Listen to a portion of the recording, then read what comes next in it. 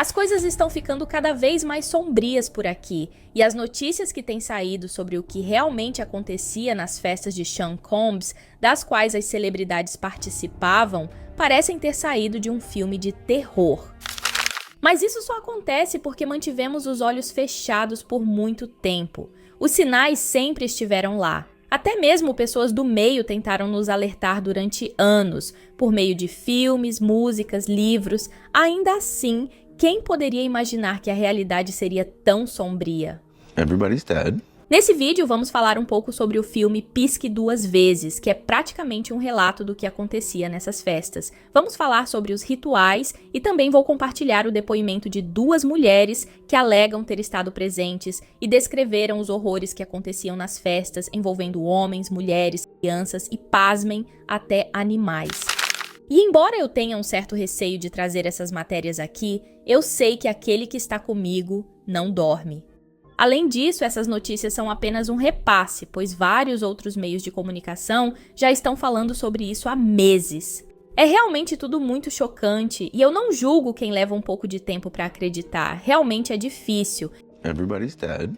Acho extremamente importante abordarmos esse assunto, principalmente porque o Brasil ainda precisa despertar e perceber que as chamadas teorias da conspiração, que muitos zombavam, são, na verdade, apenas a ponta do iceberg, escondendo segredos muito mais sombrios do que se pode imaginar. Primeiro, vamos falar do filme Blink Twice, ou Pisque Duas Vezes. O filme foi escrito e dirigido por Zoe Kravitz, filha do cantor Lenny Kravitz. E esse filme não foi feito por acaso, não é um relato de terceiros, é um relato de uma pessoa que esteve lá. A própria Zoe Kravitz disse que o filme é 100% baseado em fatos reais. Agora, se você não faz ideia do que eu tô falando, esse filme está diretamente relacionado às notícias sobre o rapper Sean Combs e as festas que ele promovia, com a presença de várias celebridades e outros poderosos que fizeram o mesmo. Confesso que não tive interesse em assistir ao filme até que muitos de vocês me pediram para falar sobre ele. E realmente foi uma surpresa, porque o filme é basicamente um olhar de dentro sobre como era participar dessas festas. É um roteiro que revela a mente doentia de monstros como o Sean Combs e outros que nem vale a pena mencionar. E mais uma razão para acreditar nos relatos é que quem escreveu o filme foi Zoe Kravitz, que nasceu em Hollywood. Seus pais são celebridades muito famosas e seu pai já foi visto várias vezes por aí perambulando com Sean Combs.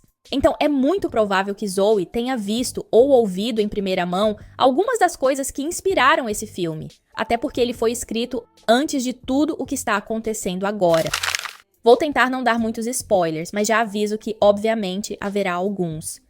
O filme gira em torno de Frida e sua amiga Jess, que são convidadas para uma ilha privada para passar um tempo com o bilionário Slater King, interpretado por Channing Tatum. As garotas que trabalhavam como garçonetes ficam muito animadas e veem a oportunidade como uma chance de se divertir em uma ilha exclusiva com bilionários. As duas aceitam o convite e, junto com várias outras garotas, são levadas para a ilha particular de Slater King, com a promessa de que seriam os melhores dias de suas vidas. Mas como a alegria de pobre dura pouco, não demorou muito para que elas percebessem que aquele sonho tinha tudo para ser o maior pesadelo de suas vidas. A primeira coisa que acontece quando elas chegam na ilha é que elas são obrigadas a entregar seus celulares. Os celulares de todos ali são confiscados e guardados pelo assistente pessoal do bilionário. Quando elas chegam na ilha, logo recebem alguns presentes e, sem perceber, são entupidas de drogas e álcool a todo minuto. Os primeiros dias parecem normais e elas realmente sentem que estão se divertindo e que tá tudo bem, até que tudo começa a mudar quando uma delas é mordida por uma cobra e no dia seguinte desaparece sem deixar rastros. É nesse momento que você percebe que elas estão, de certa forma, fora da realidade, pois ninguém nota que a moça simplesmente desapareceu. E pior, algumas nem conseguem lembrar quem ela era. A amiga que veio com ela até se lembra de que ela estava presente, mas por algum motivo não consegue recordar o que aconteceu com ela. É bem bizarro.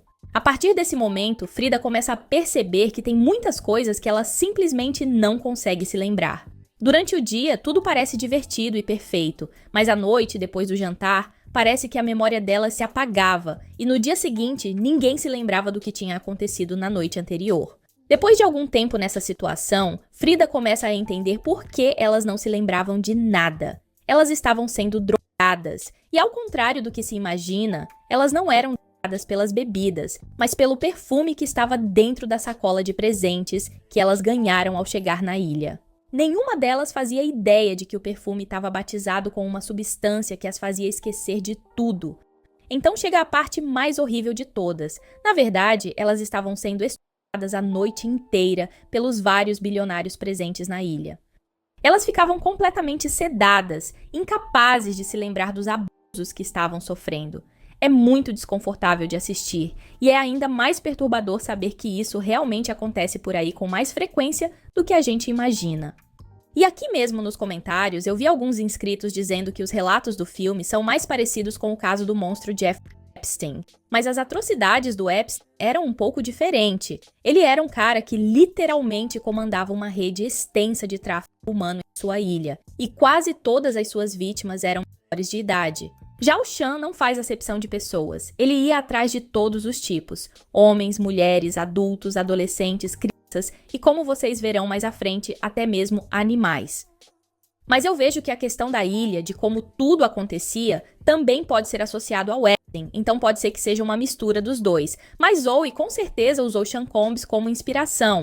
Agora eu vou te mostrar o primeiro relato de uma moça chamada Taneia, que, segundo ela, esteve em uma das festas. Ela conta que foi levada por alguém com quem ela estava saindo, como uma espécie de presente para o Sean, e claro, quem mais quisesse aproveitar. Alguns dos meus inscritos pediram para eu narrar o vídeo em vez de legendar, porque alguns não conseguem assistir, o que é bom porque assim vai ter menos chance de ser censurado. Lembrando que depois desse tem mais um relato ainda pior e mais revoltante, se é que isso é possível. Everybody's dead.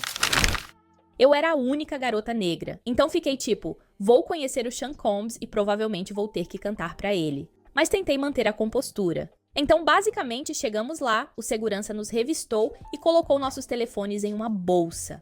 A bolsa é trancada e não pode ser destravada até sairmos. Então enquanto estamos lá dentro, a única maneira de tirar algum tipo de foto é na cabine de fotos.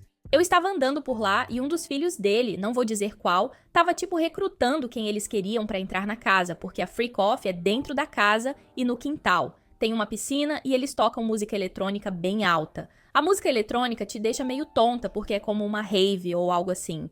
E as pessoas estavam andando peladas, vamos direto ao ponto. Eles já estavam andando completamente nus e nadando na piscina sem roupas, bebendo drinks na piscina.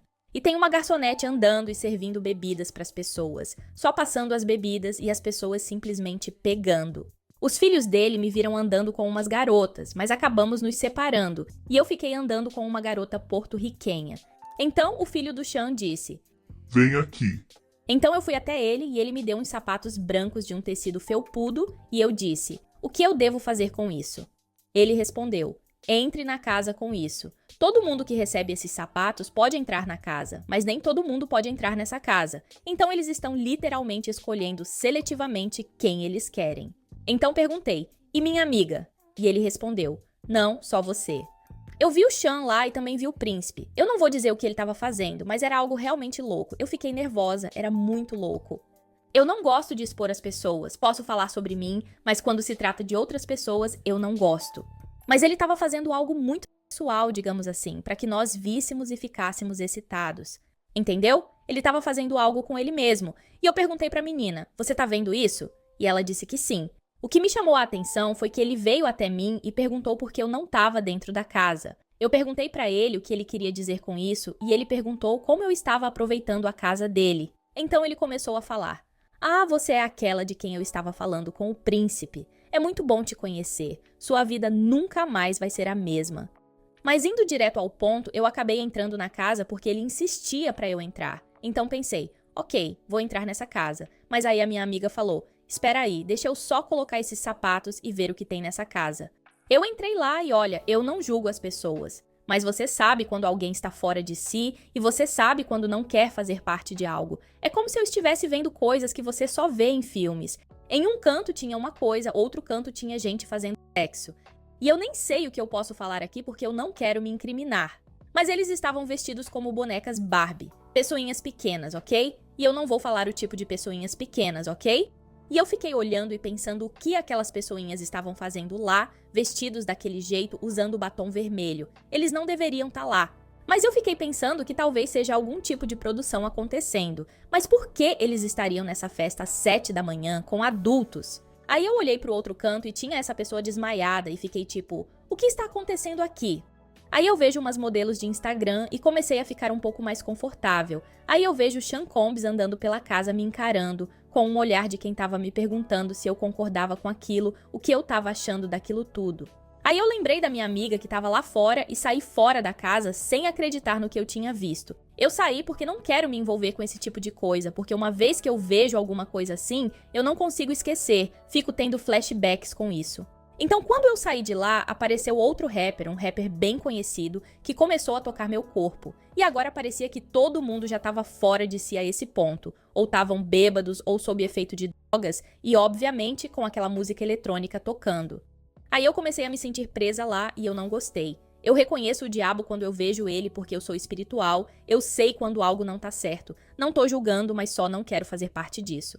E então eu vi o Sean Combs de novo e ele olhou pra mim e disse, é essa que eu quero ela. E eu senti como se eles estivessem tramando algo contra mim, como se eles tivessem me levado lá de propósito, com a história de que eu encontraria com esse produtor que o príncipe estava me falando. Eu fui lá especificamente com o príncipe só para fazer contatos na música. Mas aí eu juntei as peças. O príncipe vinha dizendo que sua vida nunca mais será a mesma, você vai ser feliz. Então eu vi que eles iam me drogar ou algo assim, porque eles continuaram insistindo. E eu já estive entre celebridades antes, e se um rapper ou alguém quer você, eles não vão fazer isso diretamente, vão mandar outra pessoa fazer. Bem chocante o que ela falou, não é? Principalmente quando ela fala sobre as pessoinhas que estavam na festa, ou seja, crianças sendo oferecidas como brinde. E por mais que você possa argumentar e dizer que pela linha de trabalho dela, ela não tem credibilidade, não é bem assim. Uma coisa não tem nada a ver com a outra, até porque ela não é a primeira que fala sobre as pessoinhas que ela viu nas festas. Jaguar Wright já falava sobre isso há anos, e o próximo relato que vou trazer prova que isso é verdade. No relato dela, confirma mais uma vez que as festas tinham duas etapas, a festa louca e a festa mais louca ainda, onde só os VIPs participavam. Ela disse que não apenas viu as celebridades famosas participando de atos explícitos, mas também deixou a entender que essas mesmas celebridades poderiam estar fazendo o mesmo com as pessoinhas. Ou seja, ainda tem muito para ser investigado. Sean Combs não era o único. Vão fazer de tudo para jogar toda a culpa nele, como se ele fosse o chefão. Tudo para que as pessoas esqueçam que tem muitos outros envolvidos ali, tentando tirar o cavalo da chuva. Como a moça mencionou, os famosos de alto padrão não apenas estavam cientes de tudo o que acontecia, como também participavam, se entupiam de substâncias ilícitas, igual no filme Pisque Duas Vezes. As loucuras que ela descreveu, mesmo tendo sido super discreta e cuidadosa com o que falava, mostra que era tudo muito parecido com o que aconteceu no filme. O roteiro do filme seguiu exatamente como uma das acusações contra o Sean, e provavelmente era o que aconteceria com essa moça se ela tivesse aceitado ficar lá por mais tempo. Muitas das vítimas afirmaram que tiveram dificuldades em lembrar de tudo o que aconteceu enquanto estavam na festa. E provavelmente vocês viram que, além de usar os tais óleos de bebê como lubrificante, o Sean supostamente também usava os óleos como disfarce para drogar as vítimas. Dizem que ele batizava os óleos com substâncias que faziam as vítimas relaxarem e até terem alucinações, assim como aconteceu no filme. No filme só trocaram o óleo de bebê por perfume, mas é essencialmente a mesma coisa. O que para eles era uma ótima tática, já que isso impedia as vítimas de lembrarem de muita coisa do que tinha acontecido. Esse vídeo vai ficar bem longo, mas fica comigo até o final que quero muito saber a sua opinião sobre isso, e esse próximo assunto vai puxar o gancho para o próximo vídeo. Esse próximo relato é de mais uma suposta vítima de Sean Combs, chamada Allison Carter, que afirma ter participado das festas quando ainda era adolescente. Eu tenho que falar que é uma suposta vítima, porque ainda não vimos as provas do caso dela, mas eu acredito nela. A gente fica até mal quando ouve o relato dela. Mas Allison também enfrentou várias acusações de que ela estaria mentindo. Mas ao mesmo tempo que pode sim soar fantasioso demais, é exatamente o tipo de informação que os poderosos jamais querem que vaze por aí. No relato, ela cita Oprah Winfrey e até Denzel Washington, o que partiu meu coração, porque ele é um dos meus atores favoritos. Oi, meu nome é Alison Carter, minha mãe se chama Shelley Carter. Em 2021, fizemos uma entrevista ao vivo com Maria Z e viralizamos em 2020. Eu fui para o sistema de adoção quando tinha 13 ou 14 anos. Tentamos abrir um caso contra os serviços de proteção à criança do condado de Riverside, porque os serviços de proteção à criança do condado de Riverside estavam envolvidos no meu tráfico. Eu nunca pensei que veríamos o dia em que Sean Combs seria preso, e eu disse a vocês naquela entrevista com Maria Z que ninguém vai contra o Sean Combs, certo? Da mesma forma que ninguém denuncia Denzel Washington. As pessoas geralmente não falam e não param para pensar nas crianças vítimas que estão passando por essas coisas agora enquanto falamos, e nas que já sofreram com toda essa brutalidade. Eu e minha mãe estamos nos escondendo, mantendo a cabeça baixa, tentando nos afastar, tentando contar tudo o que podemos.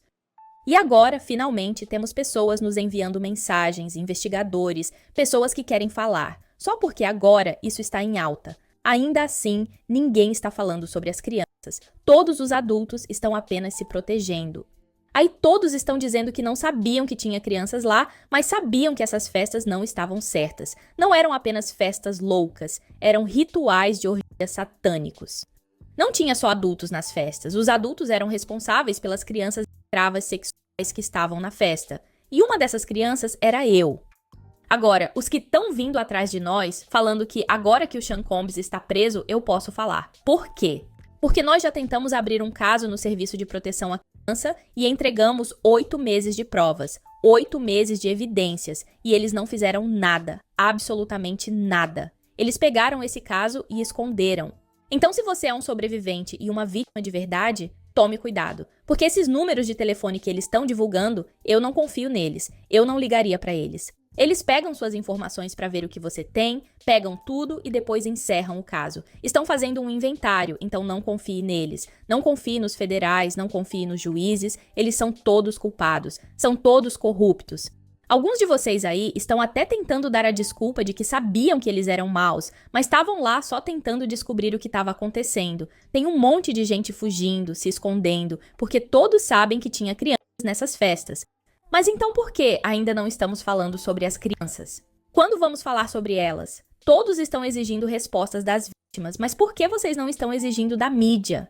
Vocês sabiam que Sean estava prestes a se tornar o próximo Epstein, e quando isso acontecer, uma lista de nomes vai vir à tona, e tudo vai se conectar como uma teia. Por que ninguém está exigindo informações sobre as crianças? De onde vocês acham que esses suprimentos vêm?